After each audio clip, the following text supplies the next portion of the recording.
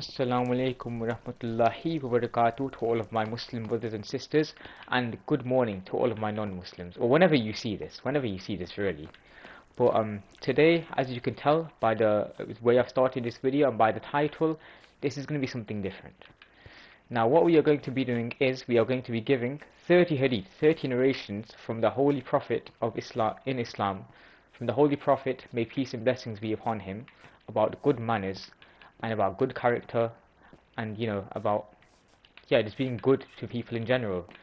So hopefully this will make Muslims more God-fearing and more pious, and this may even convert all of the non-Muslims here that are watching. If you really do want to convert, and if you really are interested in Islam, then I'll teach you what to say at the end, to say something known as a shahada, the testimony of faith to God. So yeah, without further ado, we'll get straight into this video.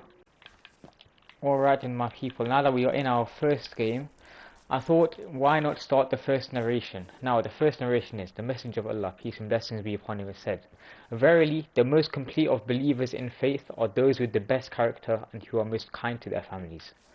Now what does the most complete of believers in faith mean? This means the best believers, the best Muslims, the ones who are pious, and by the, ignore what I said in the intro, I'm going to do a death run instead, because why not? But the most complete of believers in faith are those who with the best character. Now what does the best character mean? What does the best character mean? What the best character means is the people who are so kind, who are very kind basically. The people who are so kind, who are polite with their manners, because mannerism is important, of course. The people who are most kind with their mannerisms, and he peace and blessings be upon him. Then went on to say, wait, let me see, and who are most kind to their families. Now, I don't understand why. Why do people boycott Islam so much? I don't understand. They talk without knowledge, and I'm here to supply you with this knowledge. And then it is up to you, of course. I'm not gonna force you into doing things that you don't want to do.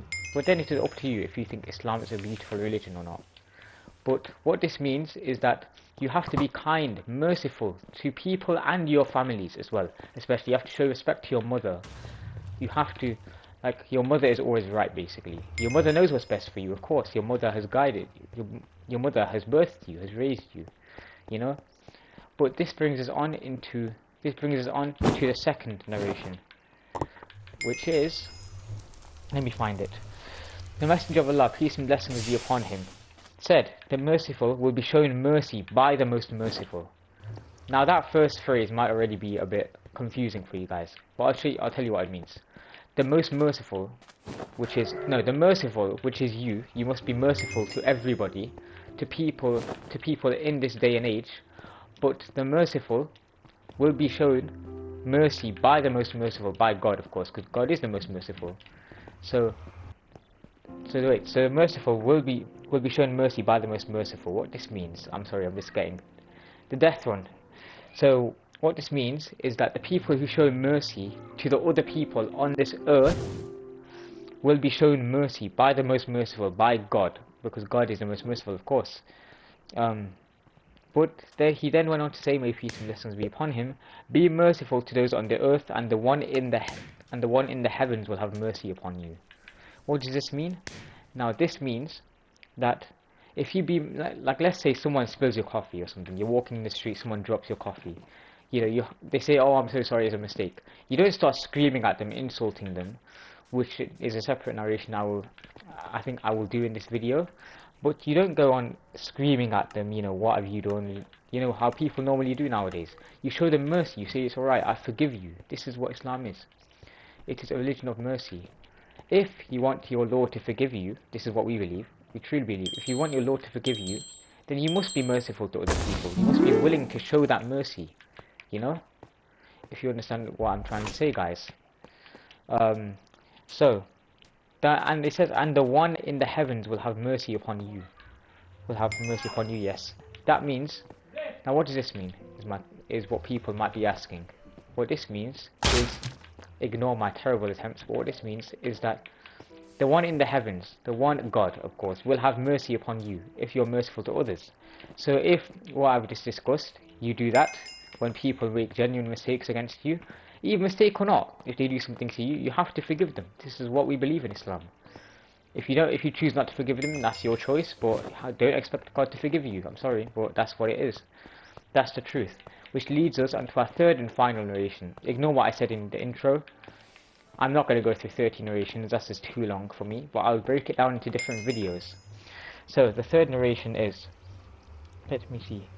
This is the one. The Messenger of Allah, peace and blessings be upon him, said, "The believer does not insult others, does not curse others." Now we'll say this first part. What does this mean? The believer does not insult others. What does this mean? This means that they do not call each other bad language. They do not call each other idiots or stupid or whatever these people say nowadays.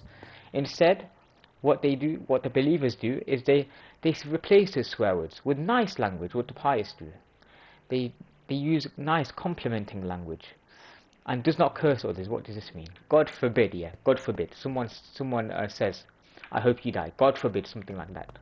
Because people do that nowadays. But that is what a curse is. They're cursing, they're hoping, they're praying on your downfall. But the believer does not do that. The believers are much better than that. They are not low. They are not as low as this. And is not vulgar, and he, may peace and blessings be upon him, then went on to say, is not vulgar and is not shameless. Now what does this mean? Is not vulgar means, in terms of language, the language is obscene. This is what vulgar means. Your language is disgusting. Is bad language, swears. It swears, ridiculing people. The believer does not do this. The believer is, of course, a nice person. We are united under one ummah, one banner, one flag, one nation. And we even see nowadays, most Muslims do this as well. Most normal Muslims do this as well. They start to call people bad words, their own people, their own Muslim blood. They start to call them bad things, bad names, you know. But this is not what we should do. We are united under one flag, under one nation, as I've said before. And is not shameless. What does this mean? Now, is not shameless means that, you know, what a shame. What a shame. Shame is something where you're held accountable by your own self. You apologize for making a mistake. You say, "I've made a genuine mistake." Mistake or not, you apologize. "I've done this on purpose. I did not know it was wrong. I apologize." This is what you do. This is shame. Those who are shameless, however, they are the most obscene of people. I can't even lie. They are the most obscene of people. They start saying that it's not my fault. You know, they start making excuses. It's not my fault. It's this person's fault. It's that person's fault. They don't admit to their own actions, to their own sins, to their own shortcomings. And this is not what we should have in Islam.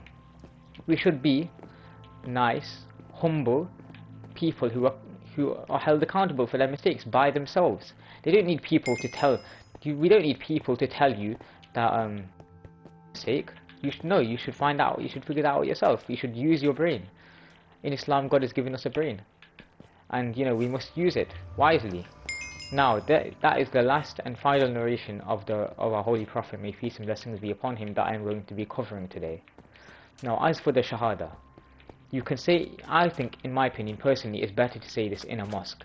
But if you want to convert now, then I will be showing you the Shahada. Just give me a second. Just give me 1 second. The Shahada now. It is Ashhadu an la ilaha illallah wa ashhadu an la. No, it's Ashhadu an la ilaha illallah wa ashhadu Allah Muhammadan abduhu wa rasuluh. I testify, I bear witness that there is no God but Allah. There is none, and Muhammad sallallahu alaihi wasallam, may peace and blessings be upon him, is the messenger of Allah. That is a whole Shahada, guys. So now I'm going to finish this game. And you know, yeah, hopefully the video will end on a good note. If I'm not so stupid. The guy thinks I'm going to be caught again. But yeah, this is what people use fake narrations, or they don't understand narrations in Islam. They try and paint Islam into a bad light. I got a DNF, but I seriously don't care. Yeah, they paint Islam into a terrible light, which is not true. It's absolutely not true. But yeah, I think we're going to end off on a good note.